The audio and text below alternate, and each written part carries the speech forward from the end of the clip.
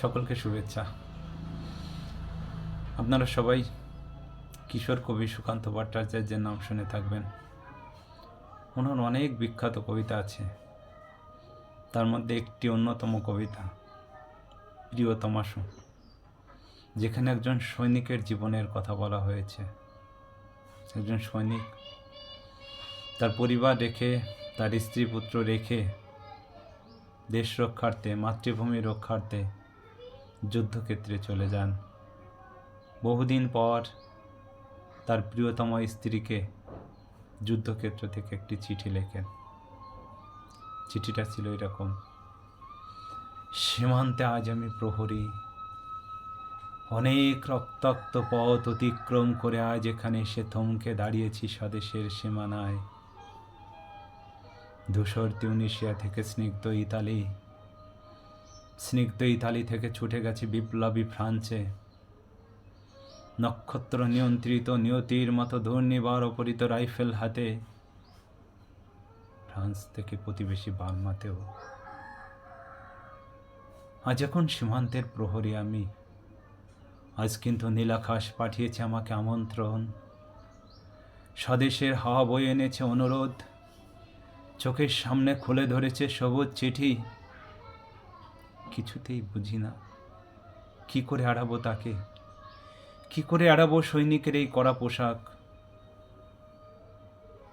যুদ্ধ শেষ, মাঠে মাঠে প্রসারিত শান্তি, চোখে এসে লাগছে তার শীতল হাওয়া।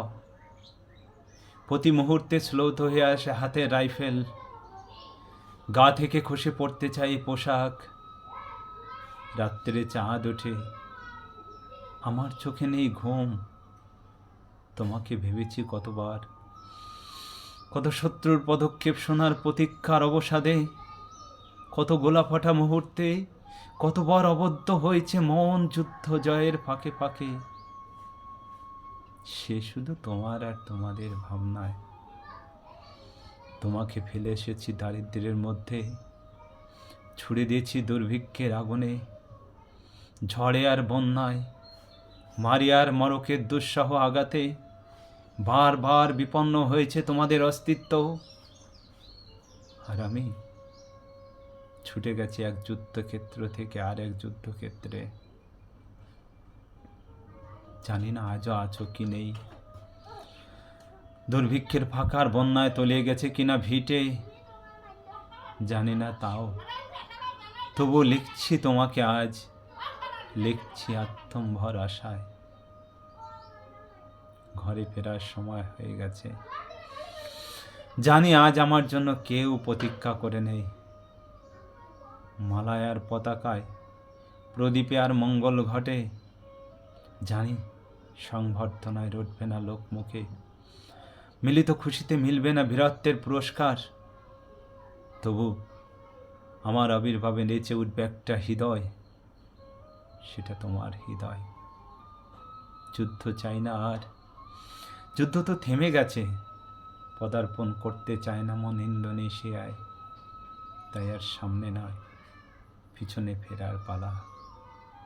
পরের জন্য যুদ্ধ করেছি অনেক, এবার যুদ্ধ করব তোমার আর আমার জন্য। প্রশ্ন করো যদি এত যুদ্ধ করে পেলাম কি, উত্তর তার তিউনিসিয়ায় পেয়েছি জয়, ইতালিতে জনগণের বন্ধুত্ব, ফ্রান্সে পেয়েছি মুক্তির মন্ত্র, আর নিষ্কণ্টক বার্মায় পেলাম ঘরে ফেরার তাগাদা। আমি যেন সেই বাতিওয়ালা, যে সন্ধ্যায় রাজপথে বাতি জ্বালিয়ে জ্বালিয়ে ফিরে, অথচ নিজের ঘরে নেই যার বাতি জ্বালাবার সামর্থ্য। নিজের ঘরে জমে থাকে দুঃসহ অন্ধকার। ধন্যবাদ সকলকে।